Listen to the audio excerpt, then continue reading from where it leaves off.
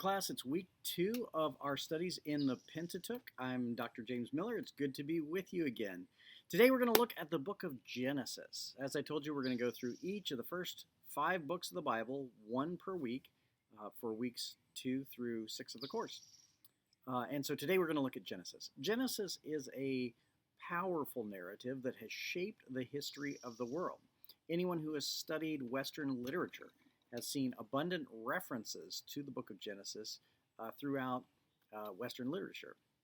And so we're going to look at Genesis and break it into parts. We're going to look at the creation narratives. We're going to look at the stories of Noah and Babel. And then we're going to look at the 4 generational cycles of Abraham, Isaac, Jacob, and Joseph. And we're going to look at how that family story laid the groundwork for the rest of the Hebrew narrative. First, let's start with the stories of creation. It's important to realize when we talk about the creation narratives, what we're talking about is a certain genre of literature.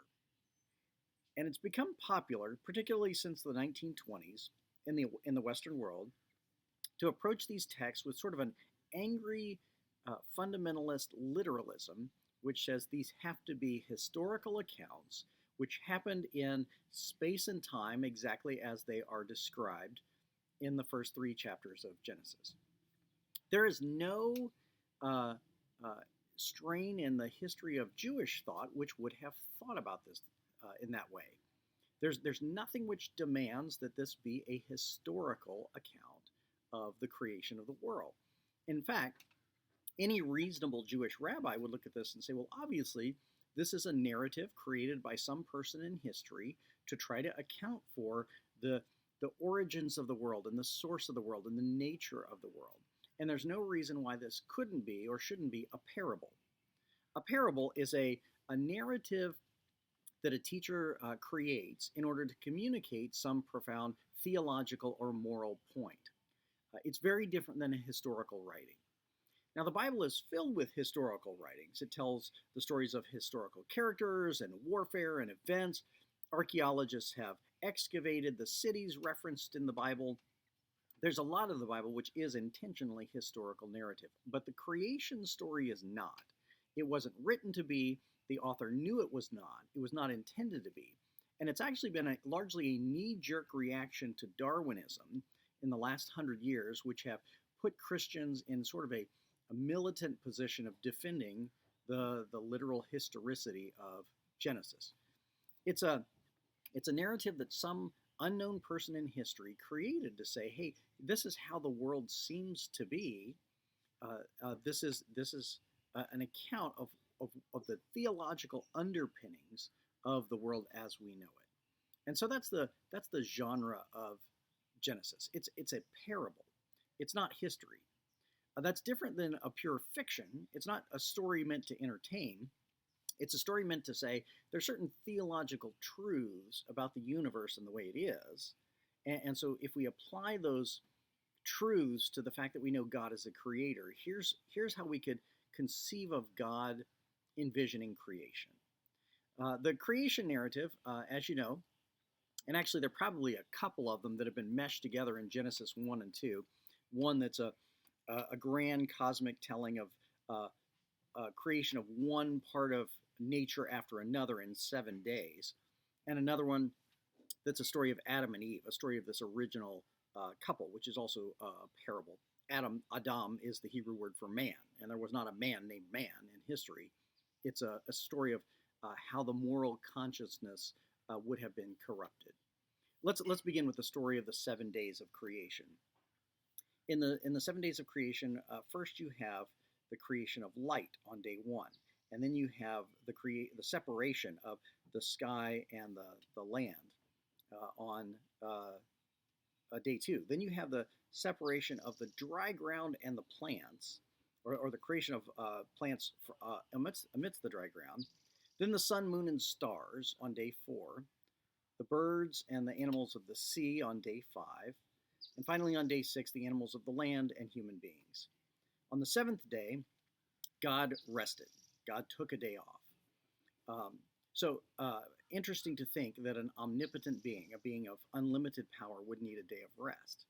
that's probably probably designed to teach us that we are made to have a day of rest. And the Jewish people were devout about their keeping of the Sabbath day, of a day that existed for worship and rest and not for work.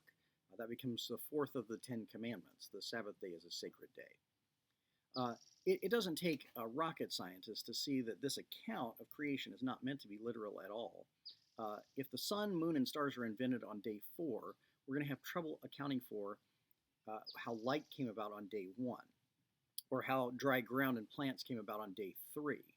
Um, it's obviously not a narrative that could jibe with the viewpoint of modern physicists that the world began with a big bang some 15 billion years ago, and that hot rocks were shot all over what we know as the universe at the time, and then cooled into what we now call planets. Um, the idea that there would be a day of creation days before there was a sun is ridiculous. A 24-hour day exists because the Earth rotates around the sun and revolves as it goes, and that's where we get our days and seasons. The creation narrative is intended to show us that God is the sovereign creator of all that is, and everything that came about with purpose. In this creation narrative, over and over again, you see the narrative saying, God created this and he called it good. God created this and he called it good. God looks at the things that he made, and they are made with purpose and with God's favor. And that's the 7-day orders of creation. In the modern day, this has enjoyed its biggest media attention from the fact that there has been a sort of a bitter debate about the nature of creation ever since Darwin published The Origin of the Species in 1859. When he did that, he came up with an explanation of the nature of life that created an alternative to the biblical creation account. Early on, there were theologians who embraced Darwin and said this is how God could have done it. And there were theologians who rejected Darwin and said this is going to be a threat to our faith. So very early on, if you look at Charles Hodge and Alexander at Princeton, there was a debate even among the Princeton faculty about how to take Darwinism. Well, there were atheistic philosophers who quickly took to Darwinism before there was really an explanation for how Darwinian evolution would have worked. Thomas Huxley, who called himself Darwin's bulldog, went around defending Darwinism as a viable alternative to a theological creation narrative before there was any real reason to believe that Darwin was right. It wasn't until 1920 when Gregor Mendel began doing research on peas and developed sort of an early formulation of genetics that Darwin was given real scientific underpinnings that could account for how mutation and adaptation might occur. Today, amidst for instance, the Society of Biblical Literature, which is the premier gathering of scholars of the Old and New Testaments, far and away a majority of them affirm that evolution was the way that creation came about, that the human species was developed through a process of millions of years of evolution. That should not be a threat to a Christian or Jewish believer. When an artist sets out to paint a painting, you see brushstroke after brushstroke, which do not make sense to the observer who doesn't know what's going on. But when the artist comes to the complete product, the viewer can see a picture which makes sense. You can then see what was in the mind of the creator when the creator set out with just a few brushstrokes on the page. The idea that evolution was a collection of brushstrokes leading to the creation that God wanted is not a threat to any theological thinking at all. In fact, it's very viable. And Christians have had a sort of stupidly destructive relationship with the physical sciences. If you look at the Galileo affair, you see that Christians trying to oppose what the physical sciences are clearly revealing has never actually done well for the church. So rather than being cowards and sticking our heads in the sand, Christians ought to affirm the fact that the sciences can tell us real things about the physical universe, and those are not a threat to the biblical accounts. So that's That's the creation in 7 days. It was meant to tell us that there is a God who sovereignly created the world and that everything was brought about with purpose, that everything was created to be good, and that God blessed it all. You then get into the story of Adam and Eve, this original couple who were created to live in a beautiful, lush garden called the Garden of Eden, where everything was perfect. Um, Again, there's no reason to believe that these two were historical figures.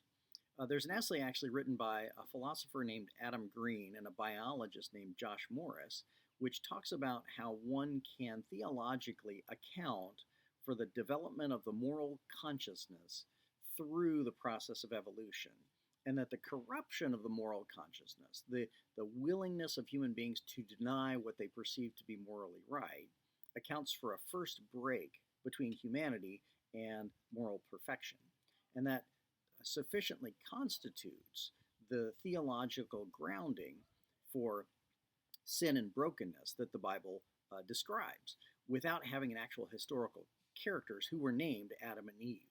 There's obviously just some point along the way where human beings could reason morally and then pretty quickly thereafter broke the moral principles we knew to be true.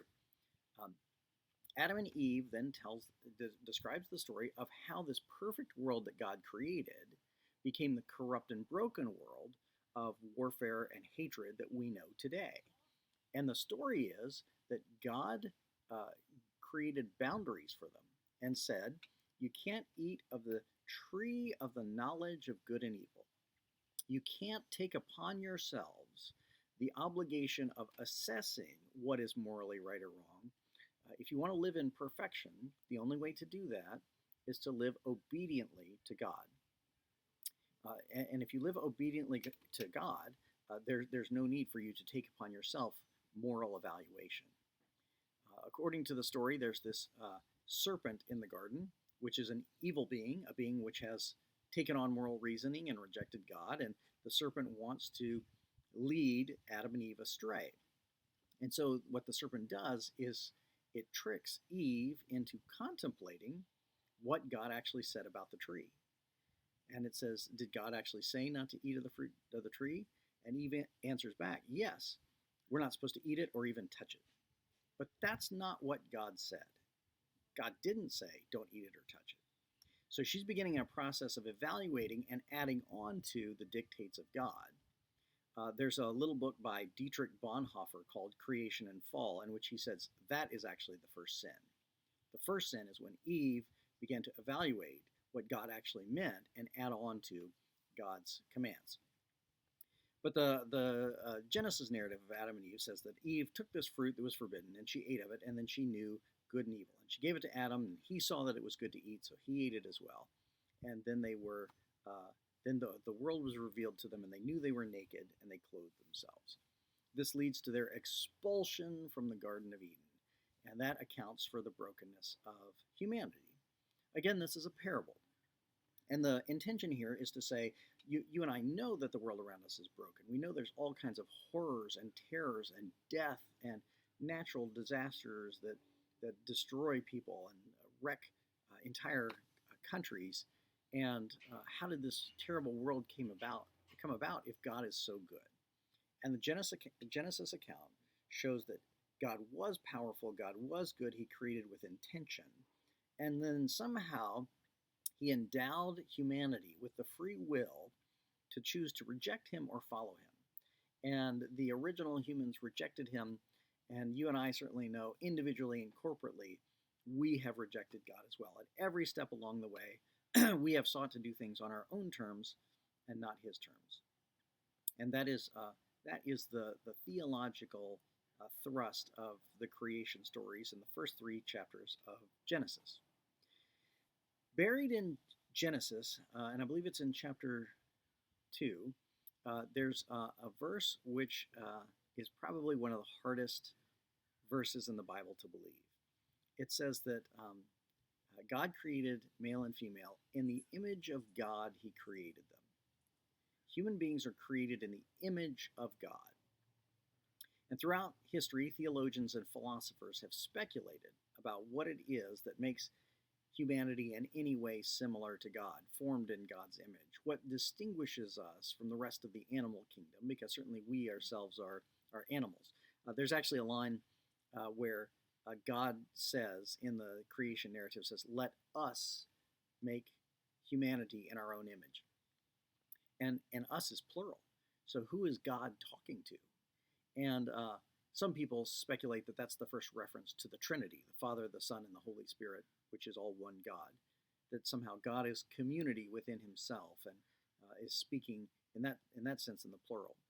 But I read a very creative Jewish rabbi who said that at that point, God was talking to the animals because God had already created the animals.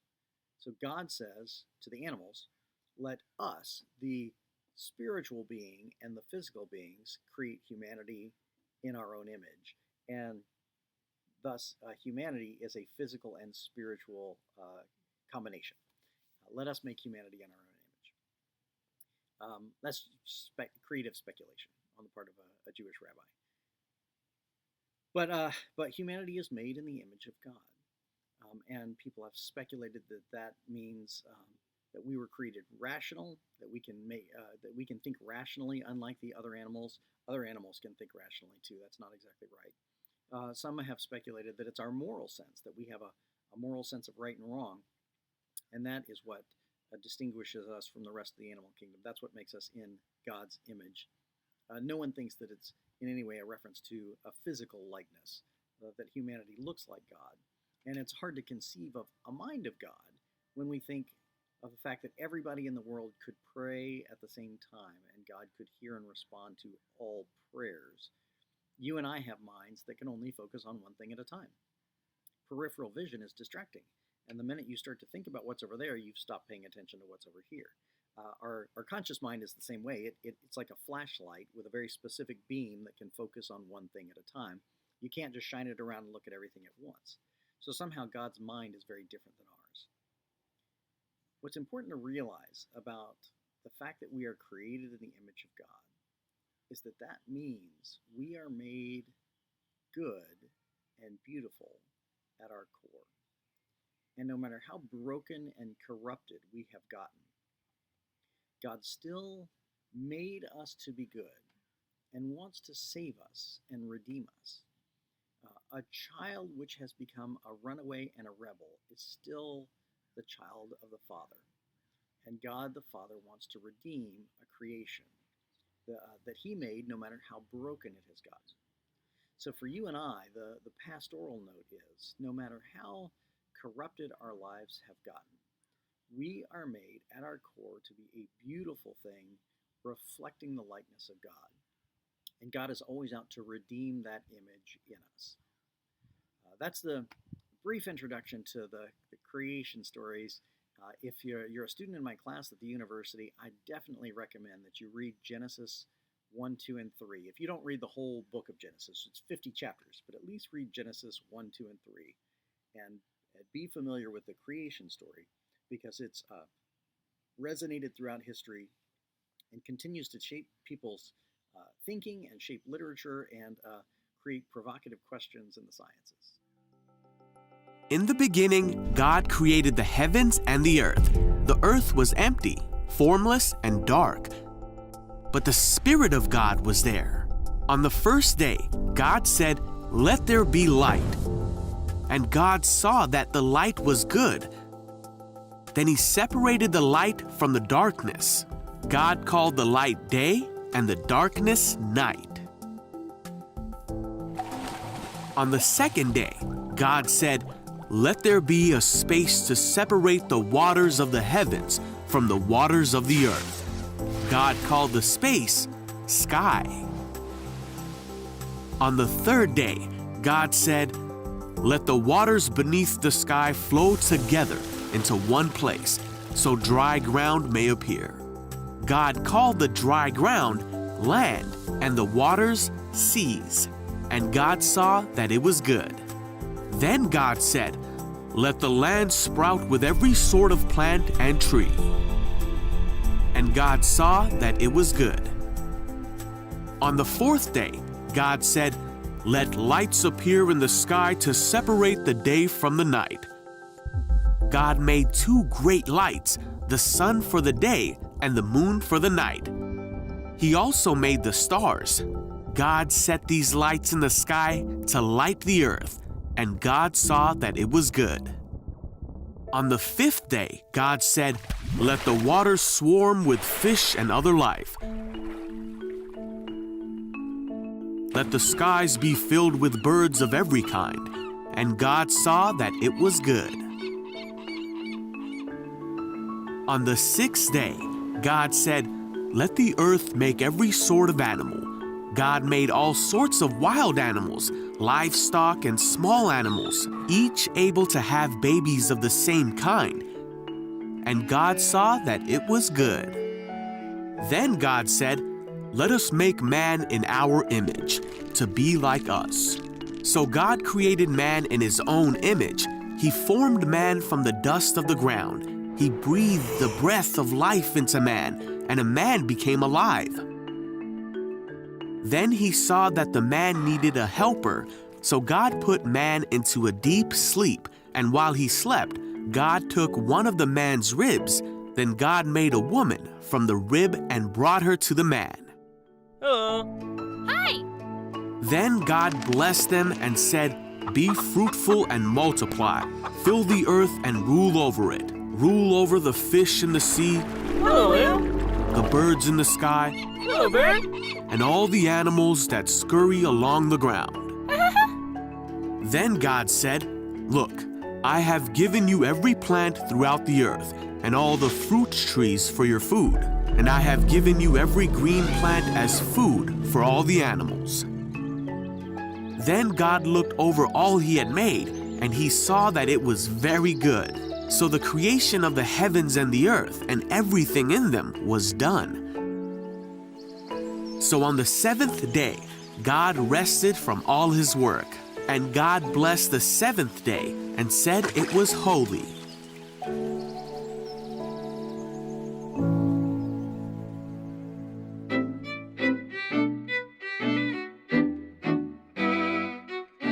Now let's talk about a couple more narratives in the early chapters of Genesis. The first 11 chapters of Genesis are generally referred to as the prehistorical accounts. And prehistorical is to imply that it happens in a time and space that we have no good dating on. When we start to talk about Abraham and Isaac and Jacob and Joseph and then into Moses and later in David, we start to get closer to harder dates and times in history. The first 11 chapters we generally refer to as prehistory. The second big narrative in the prehistory is the account of Noah and the flood. And anybody who's ever been to Sunday school knows about this story.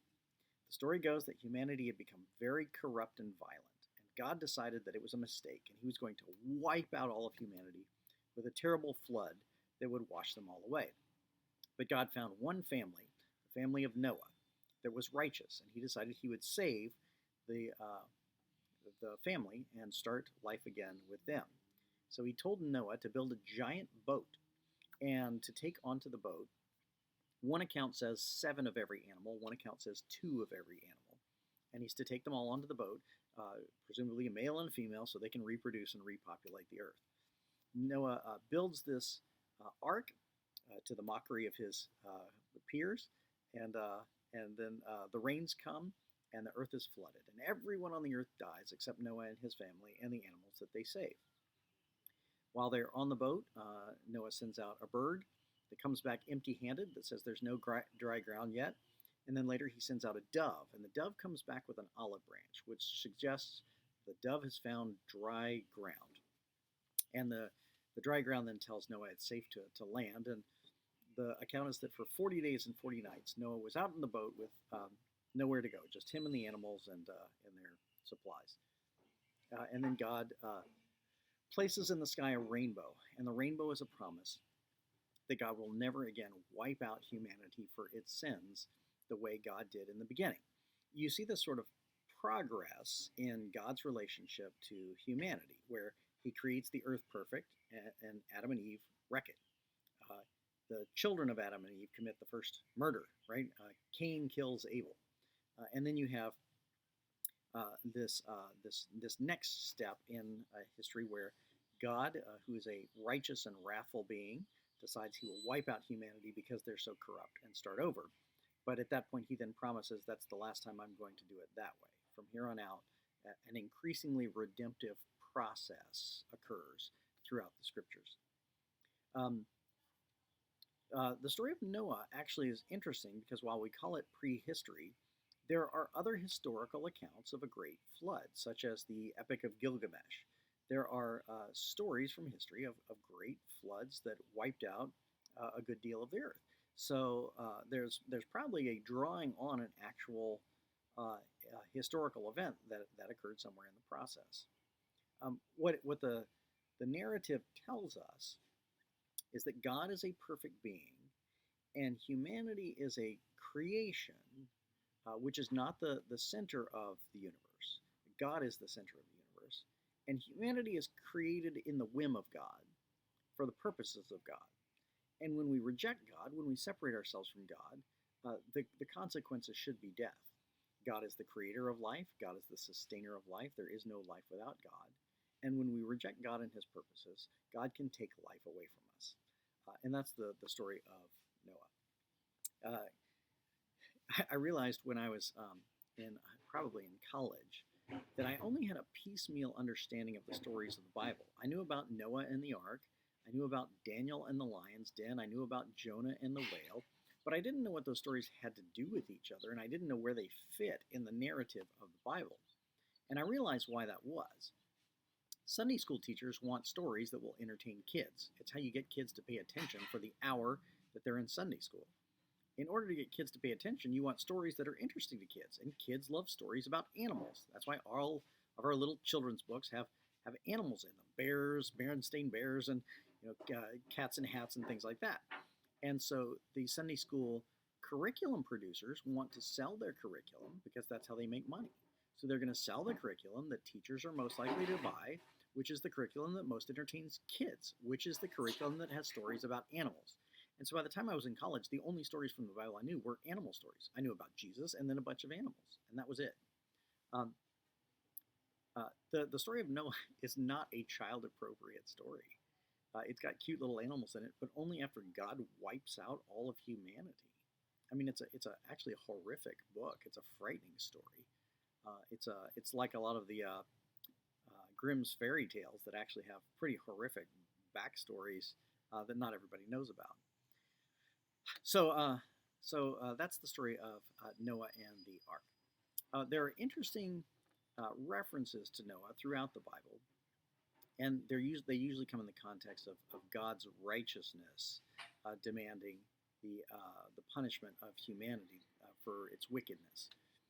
Throughout the Bible, you see that water often represents chaos. So back in Genesis 1, at the beginning of creation, a wind moved over the waters.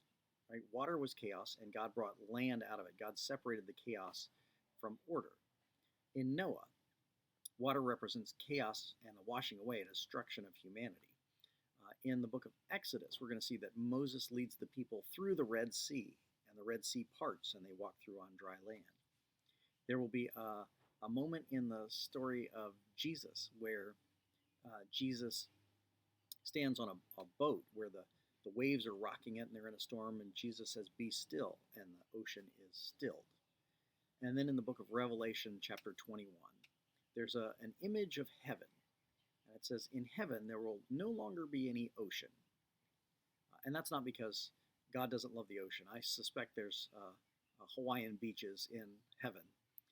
But in heaven, there's no more chaos. Chaos comes to an end. And so the waters of the flood in the story of Noah represent that chaos. And when we see Jesus' baptism later on in the New Testament, you see a moment in which Jesus rises up out of the water, and the Holy Spirit, like a dove, comes down and lands on Jesus. Just as the dove went out and found dry ground in the book of Genesis and came back and told the people where to find dry land, the dove comes down and lands on the solid ground that is Jesus Christ. And then the dove, which is the Holy Spirit, comes to us and says, "Let me show you where the strong foundation is that you can stand on, and leads us back to Jesus so that we can stand on him. That's the Noah account. Now, the second big narrative after creation and Adam and Eve, the second big narrative in the prehistory, in the first 11 chapters of Genesis, is the story of the Tower of Babel. And the story goes that humanity starts building this big tower, and all of humanity was united. They were building this big tower, and it says that God gets concerned that their tower is going to reach heaven, which is very silly in this age of space exploration. We know you can't build a tower that goes anywhere. That's not how heaven and earth work. But in the Tower of Babel, God gets concerned that the tower is going to reach up to heaven. And so God strikes humanity with confusion, and they all speak different languages. And that's an account for how this human species that began with two people and one community were then spread all over the earth with different languages, and they could no longer communicate to each other. So you can imagine an early storyteller looking at the earth and saying, God created it beautiful and unified. How do we account for the fact that it's broken and divided? And so that's where the story of the Tower of Babel comes from. So in the Tower of Babel, you have this accounting of the scattering of people to the ends of the earth. The English word babble literally means to mutter things that make no sense. I suspect there is some derivation there, though I haven't checked the etymology of the word. But that's a good way to remember what the Tower of Babel is all about. We then enter into a series of narratives that are now we would call the historical narratives, beginning with the story of Adam and Sarah. And I want to look at each of these 4 generations in turn. I said Adam and Sarah. Abraham and Sarah. Abraham and Sarah are called from the land of Ur of the Chaldeans. We don't know where this city actually was. But Abraham and Sarah are called to go to a land that God promises them. Now this is important. This land is promised to them. It is forever after referred to as the promised land. And in the story of the Bible, as you know from last week's lecture, there are moments where God's people are in the land that God promised them and then out again. So this is in the very beginning of Genesis. Abraham and Sarah go and stand on the land that is modern-day Israel. It is the land that they are promised. And Abraham is given a covenant by God. I will be your God, and you will be my people, and I will give you as many descendants as there are stars in the sky or grains of sand on the beach. God promises to give Abraham a lineage. In the ancient world, a lineage was sacred. Children were what helped you prosper in a farming community, and they were what carried on your name. To have children was considered a blessing, and to be infertile was considered a curse. And so God is promising to give Abraham and Sarah that which they have longed for and have not been able to produce. Now, Abraham and Sarah are well along in years, maybe in their 90s, and depending on what calendar they were using back then. But when God appears to Abraham and Sarah in the form of messengers that look like human beings but turn out to be sort of angelic visitors, there's the promise that they will have descendants. And Sarah sort of giggles at this because she knows that physically, biologically, she's no longer able to bear children. And there's sort of a debate between them over whether or not Sarah laughed.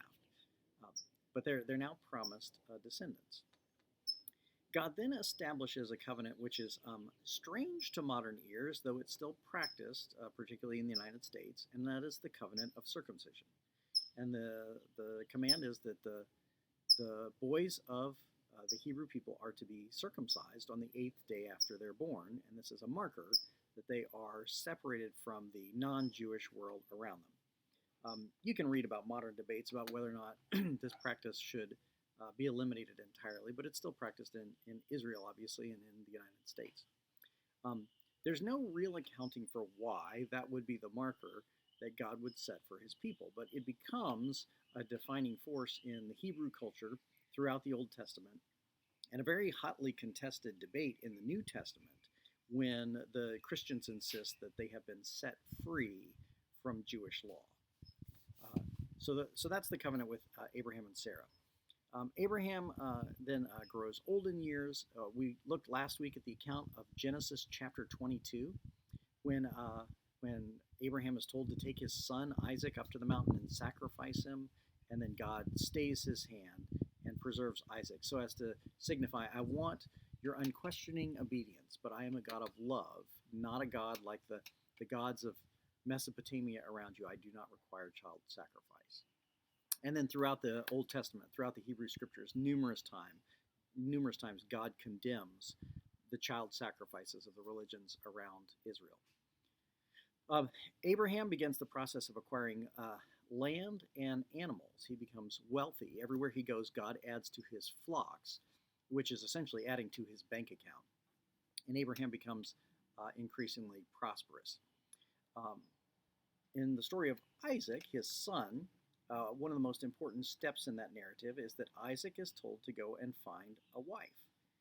And there's this kind of remarkable story in which God identifies which woman it's going to be.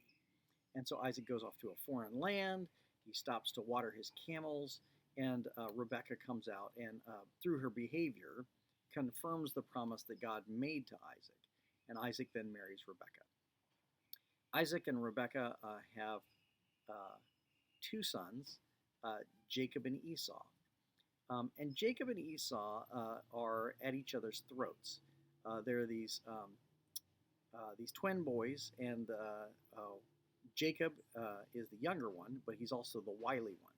So in the ancient Hebrew culture, the firstborn child inherited the father's wealth, or the far and away the most of it, and also inherited the father's blessings. And so Esau is in line to receive all the blessings of the household. But one day, Esau is out running around, and Jacob comes in to his father, whose eyesight is failing. And Esau was very hairy, it says. So Jacob puts a animal skin on his arm, and his father feels it and believes this to be Esau, and then gives his blessings to Jacob, who's now tricked his brother out of his blessings. This is actually kind of a remarkable series of narratives, and you can read about Jacob and Esau and the betrayals and the eventual reconciliation, where Jacob comes back and tries to deliver enough bountiful gifts to Esau that they make their peace. But there's a strange kind of reward that goes to the one who's crafty and manipulative. In modern moral standards, we would say Jacob did the wrong things. Jacob was deceptive, and that's not behavior to be rewarded. But Jacob is favored by God and receives God's blessings, whereas Esau does not. And the Bible, more than once, uses this narrative to say that God gets to do what he wants to. God at one point says, Jacob have I loved, but Esau have I hated. And God gets to choose whom he will favor and whom he will not. There's a theological conversation about the choosing of specific people at the cost of other people. And this is called the scandal of particularity. The scandal that God chose the Jewish people to be his people, and that separated them from the cultures around them. That God could choose Jacob and not Esau. That God could choose Abel and not Cain, or favor Abel and not Cain. And that is a motif in the Hebrew Scriptures that insists humanity is not the center of the universe, and we don't get to decide. God can do what he wants to. And that's really just a harsh narrative that the Hebrew Scriptures leave the reader with. You either have to decide to submit to God or not. And if you submit to God, you have to acknowledge that God's ways are not our ways, and we cannot always understand the ways of God. So that's what comes out of the Jacob and Esau narratives. Jacob goes and marries two women, and polygamy was the standard in the ancient world and throughout the Hebrew Scriptures. Well into King David was polygamous, Solomon was polygamous. But Jacob marries Rachel and Leah, these two sisters. And here Jacob is the one who is tricked because Jacob wants to marry Rachel, but he goes and marries Leah, and apparently she's wearing a veil over her face, and he doesn't know. He thinks he's marrying the other sister, and he wakes up the next morning and realizes he's been married off to the wrong sister. And the father has done this on purpose to make sure that he marries off his oldest daughter first. And so Jacob, who has worked for the father for 7 years to earn the right to marry the daughter, now has to work for the father for another 7 years to earn the rights to marry the other daughter. And this is the sort of the clever mischief coming back at Jacob. But Jacob, through the two women, bears 12 sons, and the daughters as well, but sons are favored in the ancient world. And so these 12 sons become sort of the governing shape of the country that is to come. Later on, Israel will be made of 12 nation states within it, and each one is named after one of the 12 sons at the end of the book of Genesis. So you have the tribe of Dan and the tribe of Asher and the tribe of Joseph. And Joseph is the favored son. Joseph is the preferred one. And so all the other 11 brothers are jealous of and angry at Joseph. Joseph at one point has some dreams about how all of his other brothers are going to be bowing down to him and how he's the best. And his brothers are so mad at the arrogance of this proclamation that they beat him up and throw him in a well to die. But now they're worried that they're going to get in trouble with their father, so they sell Joseph off into a caravan headed to Egypt, and they go back to Jacob with Joseph's bloody robe and say he died, he was killed, and so the father mourns the loss of this son. Joseph ends up in Egypt. So imagine this now. He's been betrayed by his own family. He's in a country with a language he probably doesn't speak. He ends up working in someone's house, and the man whose house he works in, a man whose name is Potiphar, Potiphar's wife attempts to have an affair with Joseph, and Joseph rejects it, and so then she claims that Joseph abused her, and so he gets thrown in prison. So imagine this. Joseph is in a foreign country, betrayed by his family, forgotten and ignored, in a land where he doesn't even speak the language, and now he's in prison. He's in the lowest of the low points. But in prison, Joseph begins to interpret dreams. And when people have dreams, Joseph can tell them what they mean, and his interpretations turn out to be true. So eventually, the Pharaoh is having dreams, and no one can interpret the Pharaoh's dreams. And someone tells the Pharaoh about Joseph. And so Joseph interprets the dreams of the heads of Egypt and is then promoted to be second to the king. He now controls Egypt's wealth and management for the king. So at the very end of the book of Genesis, a time comes where there's a famine in the land of Israel. They don't have any food. They're starving. There's drought. And Joseph's family comes to Egypt looking for sustenance to provide their family so that their people aren't wiped out. They don't recognize Joseph at first. And there's again a little sort of mischievous narrative where Joseph makes them go back and get the father and leave one of the sons there, and the father is scared that another son has died. And finally the family comes down and is reconciled to Joseph. And Joseph says, famously, what you meant for evil, God meant for good. And that becomes sort of a theological prescription for how we view the world. People can do terrible things to us, but God may well be working good out of the terrible things that people do.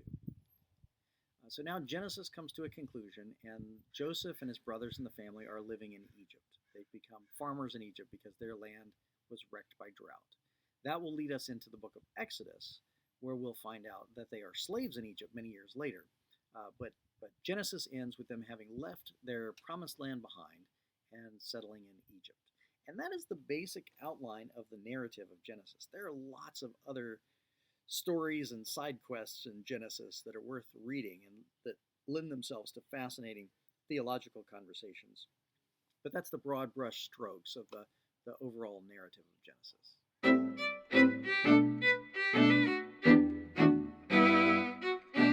Now, one of the things that scholars like to debate about the book of Genesis, or honestly about any book of the Bible, is the dating and the authorship of the book.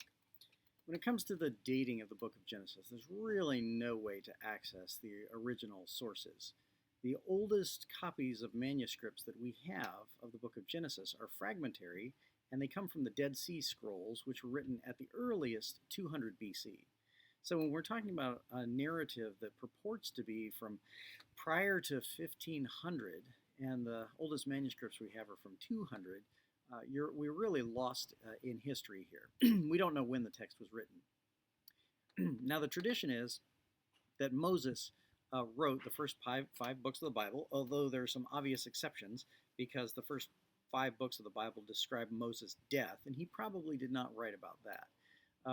So we honestly don't know exactly. Even if you think Moses had a hand in it, we don't know the exact dates of Moses' life either. There's a hypothesis that became very popular in the mid 19th century and then sort of faded out in the middle of the 20th century called the documentary hypothesis. And the hypothesis is that the Old Testament, and particularly the Torah, went through several editorial phases in the hands of different editors. And they've identified 4 schools of editorial thought that they believe had a hand in editing or redacting the Bible. And it's called the JEPD hypothesis. J stands for the Yahwist, and those passages which call God Yahweh, they believe came from the Yahwist. E represents the Elohimist, the one who used the name Elohim for God. P represents the priestly tradition that went through and edited the Bible to favor the priests and to talk about purity and righteousness. And then the Deuteronomic editors. This is a wildly speculative kind of theory, and while it dominated Old Testament scholarship for a century, it's largely faded out because scholars came up with theory after theory debating which line went to which editor, and it became clear that there was no real sense for discerning what any one editor might have contributed to the compilation of the text. Now, it is very likely that there were editorial processes that created the final text that we have in our hands, but we really don't have access to who would have done that or how they would have done that or what their biases were. And modern attempts to recreate that sort of process have proven futile. I know somebody who actually submitted a paper to an Old Testament professor and said, by the way, my roommate wrote 1 paragraph of this paper. The person grading it, I don't know if it was a professor or a TA, but circled a paragraph and said, this is the paragraph that's not yours. And the answer was wrong. The person who suspected editing in one particular paragraph got it wrong. And while one might have a slightly more scientific approach to studying language and vocabulary, nonetheless, we have to admit this is a wildly speculative process that hasn't led to anything conclusive. So in terms of authorship, it's anybody's best guess, with the fact that the tradition is that it came from the hands of Moses, or some part of it came from the hands of Moses. In terms of the dating, again, we really don't have a lot of archaeological history to tie these stories to. After you get to Abraham, we start to place it around 750 BC, but that is guesswork. We can say pretty confidently that King David lived around 1000 BC, but it's hard to date the Exodus. We're not sure which pharaohs are referred to in those stories. Some have suggested it was Ramses II, but it's speculative. There's an Egyptian stele which describes a night of chaos that looks a lot like the Exodus, and we'll get to that next week. But the dating is again pretty wildly subjective and uncertain at this point. Such is the nature of ancient manuscripts. We have a lot of speculation about Aristotle and Homer, and those came later than the story of Genesis. So yeah, we don't know much.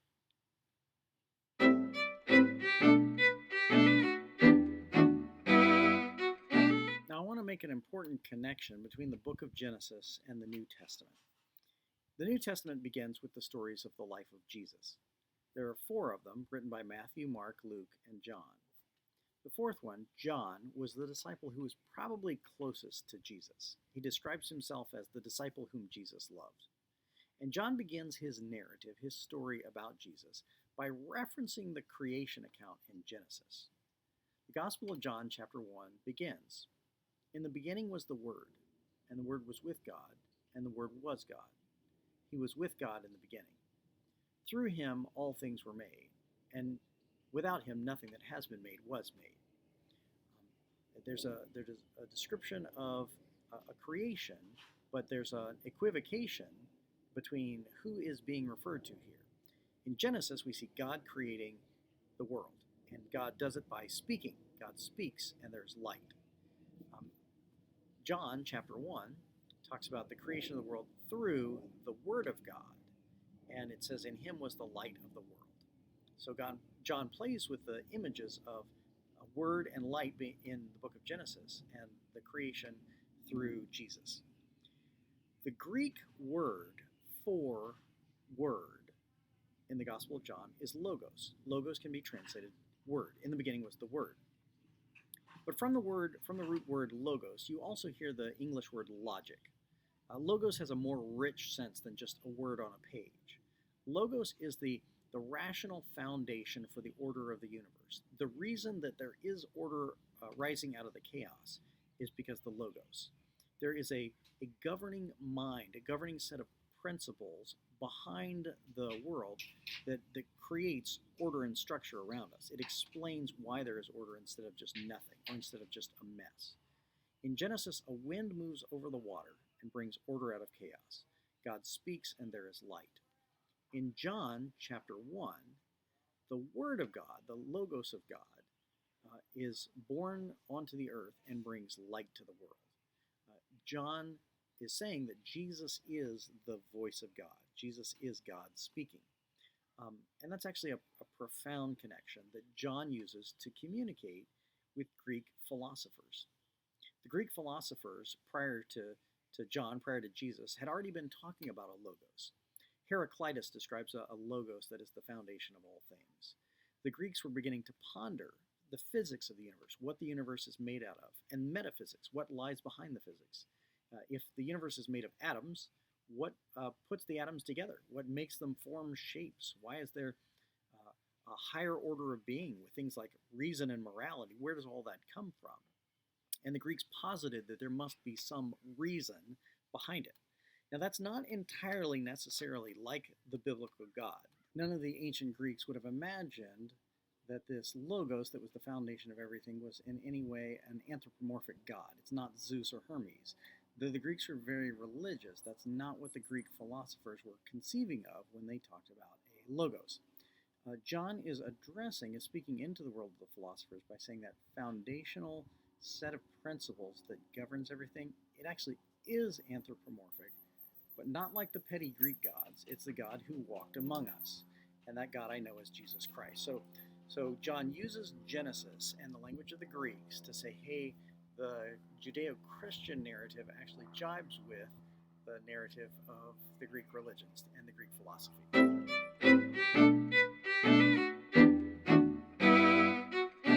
Now let's go through some vocabulary for this week. Every week I want to add more vocabulary to your vast mental network, and it'll be vocabulary that ties to our studies of the Pentateuch, but also hopefully some vocabulary that you hear and use elsewhere.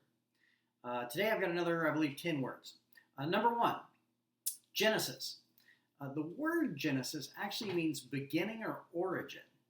So the book of Genesis is named for beginnings. It's the first book. It's the beginning book. It really could be named beginning, but we call it Genesis. Number 2, Eden. Eden is this location in which Adam and Eve enjoy a lush garden and an uninterrupted relationship with God, and it's a place of perfection. The term Eden or Garden of Eden appears all over Western literature. John Steinbeck wrote a famous book called East of Eden, because when Adam and Eve are expelled from the garden, they're put out of the gates of Eden. And so you'll see references like that in all kinds of literature. Even in newspapers, you'll hear people refer metaphorically to that restaurant was so perfect it was like the Garden of Eden. You'll hear references to Eden as a analogy for a perfect place. 3, Babel. Remember, the Tower of Babel was this place where God scattered the people all over the earth and separated them into different languages. The term Babel, in English, spelled slightly differently, means to mutter meaninglessly, mutter unintelligible words. And so you can remember the Tower of Babel is that place where languages were scattered. Number 4, Prehistoric. Pre always means before. Pre is a prefix that means before. And prehistoric means a time period prior to recorded history. So we can talk about prehistoric events, which doesn't mean they didn't happen. It just means that they are before recorded history. And so we can talk about the Big Bang being prehistoric, but it's not because we don't think it happened. It just happened in a time before history was being recorded. Number 5, a parable. A parable is a story created to illustrate a theological or moral point. So it's fiction in the sense that it is a story that is made up, but it's not fiction in the sense that it's frivolous or meaningless or just entertaining. It's a moral vehicle for communicating truth, a vehicle for communicating moral truth. Number 6, original sin. Original sin is a doctrine taught by certain strains of the Christian faith. Sin is the idea of a disobedience to God, rejection of God's will. Original sin is the idea that we are born into a state of sinfulness. Not that we mature to a certain age and then begin to sin. When we are born broken. We are like a car that rolls off the assembly line, not working. And so in that sense, the sin of Adam and Eve, the first sin, then taints all of humanity and history with a kind of brokenness that all of us are born into. And so we're not born morally correct and later we fail. We're born with wrong moral inclinations. A friend of mine who worked full-time as a teacher with children says all children are thieves and liars. And that's because at a very young age, we steal from each other and we lie about things that we've done. Our moral inclinations are wrong to begin with. And that's the doctrine of original sin. Number 7, covenant. Covenant is an agreement. And a covenant can be like a contract between you and I. You and I can make a contract and sign it, and that's a covenant. It can be like a promise. It's not necessarily a signed document. We can talk about a marriage covenant when a husband and wife commit themselves to one another. And when it comes to the book of Genesis, when it comes to the Hebrew scriptures, we talk about covenants as agreements, usually between God and humanity. And the covenant is not necessarily an agreement between equals. The covenants that God makes with humanity clearly show that God is the creator of the covenant, and God implements the covenant. I will be your God and you will be my people. There's not really any discussion about it. God decides that they're going to have a covenant.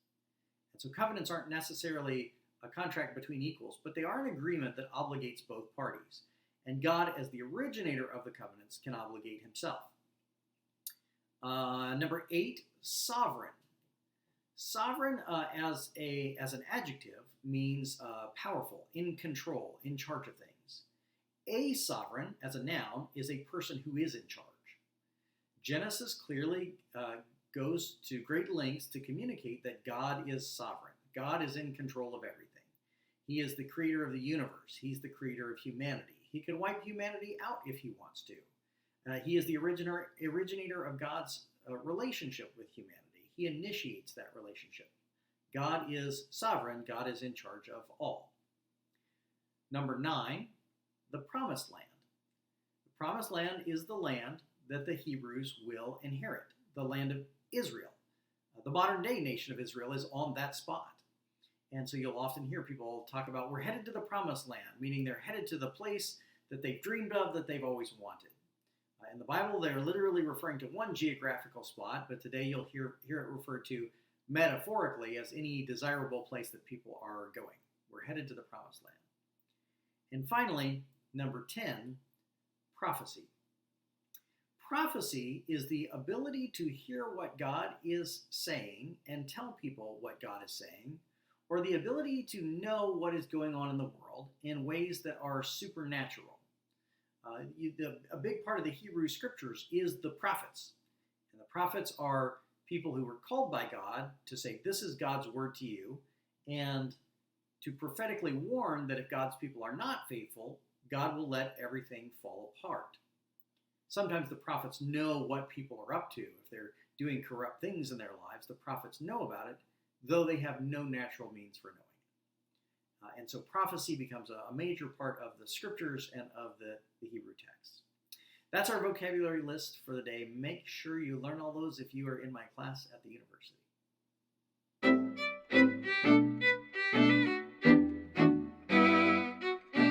Now here's a final word on Genesis and the power of Genesis. As I said, there's no threat to the Christian faith should God have brought about the current state of the world through a process of evolution. But there is a threat to faith of all kinds if the process of evolution were unguided. If truly random mutations brought about the world the way it is, we lose something. It's important to realize what we lose, what we gain through the stories of Genesis. Genesis tells us that we have an origin. It tells us that we came from somewhere. We had an original intention. We were designed. We were made. We're not accidental. And that means our lives have a governing purpose, which is ours to discover. If there is a designer, then we have a reason for being. And presumably, if that designer knows what we're made for, then discovering that designer's purpose will lead to greater happiness than ignoring it or failing to discover it. So Genesis calls us to ask questions about our DNA, about our birthplace, about our parents. Before we know God, we are orphans in the universe. We are wandering around with this deep intuition for meaning, but not sure where that meaning comes from. The existentialist philosophers of the 20th century, men like Albert Camus and Jean-Paul Sartre, wrestled with this deep feeling of meaningfulness that seemed to have no origin. Sartre ultimately would call it absurd. We're born believing that life is meaningful, feeling like life is meaningful, looking for meaning.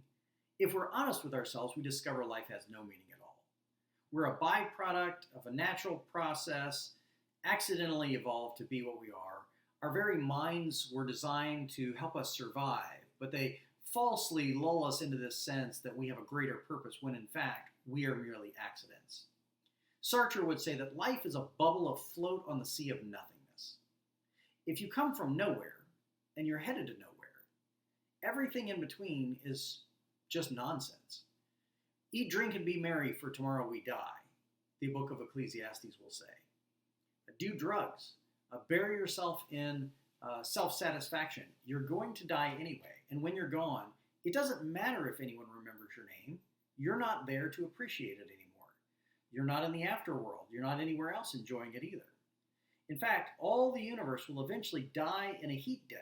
It will become so cold that it simply evaporates, and there'll be nothing left. There'll be no humanity left to celebrate its accomplishments. I remember talking to a friend of mine who was very accomplished as a scientist and an academic, who spent his life working on environmental policies trying to make the world a better place. But he was an atheist. He's headed towards nothing. And I asked him, why are you spending so much time acting like the world is meaningful if you know as well as I do that the world's going to end anyway? I mean, the world is like an airplane in a nosedive headed towards the ground. And you're like a stewardess who is still walking around serving drinks. Why not just admit it's all a waste? And he said, well, it feels meaningful to me now, so I'm just going to keep doing it. Genesis answers that question. Genesis says the reason it feels meaningful is because it was made with meaning. The reason it feels like there should be a purpose is because there is. Jesus will be asked, what's the purpose of life? What are the greatest two commandments? And he will say, in Matthew chapter 22, to love God with all your heart, soul, mind, and strength, and love your neighbor as yourself. On this, all the law, which is the Pentateuch, and the prophets hang.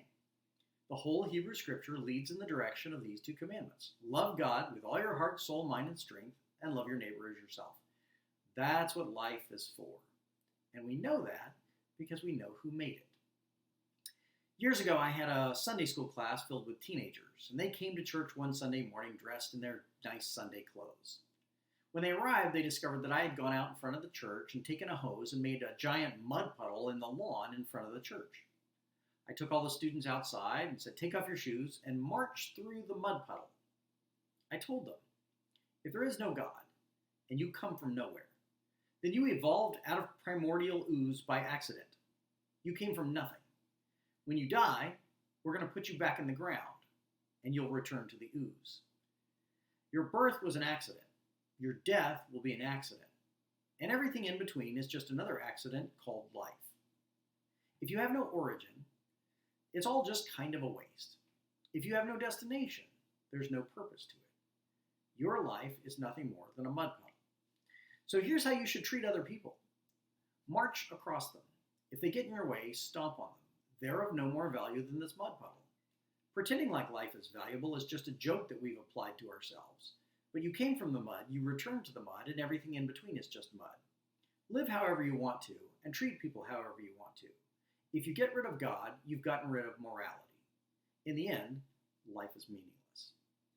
One of the things we lose if we reject the great cosmological stories like Genesis is we lose our source of meaning. We lose our origin story. We lose the thing that gave us a foundation. This is why in the Gospel of John, chapter 1, John will say, "In the beginning was the Logos." In the beginning was the foundation, the reason for everything, the thing that gave the world structure. It's there. I, this Hebrew Christian, affirm what you Greek philosophers have said. It's there. There is a foundation for things. There is a reason for things. But now let me show you what that reason is. That reason that lay at the foundation of the universe is actually anthropomorphic in a sense. It became human. God became man. And he walked among us as Jesus of Nazareth. If you want to know what the Logos is like, if you want to know what God is all about, look at Jesus. Jesus is God and human. Jesus is God among us. If you want to know what God wants for your life, what God is calling you to, how God wants you to live, what kinds of relationships God wants you to be in, look at Jesus. Look at how Jesus lived. He is the Logos in human form. One of the best promises that we get from Genesis is that we came from somewhere. And I'm afraid too glibly modern professors and students gloss over that and ignore it, acting like it doesn't matter, acting like an evolutionary account of the universe without God is sufficient to give us a scientific explanation of who we are. But they fail to see what's lost in the process. And what's lost is the thing that gives life all its value. Those are some things to think about this week. Next week, we'll get to Exodus.